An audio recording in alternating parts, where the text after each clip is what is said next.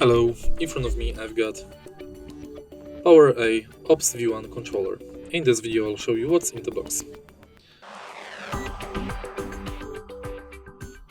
Firstly, in the box you can find your Fortnite edition controller.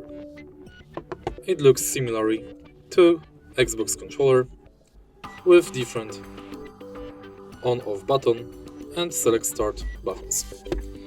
On the back of the controller we can find additional bumpers and trigger locks.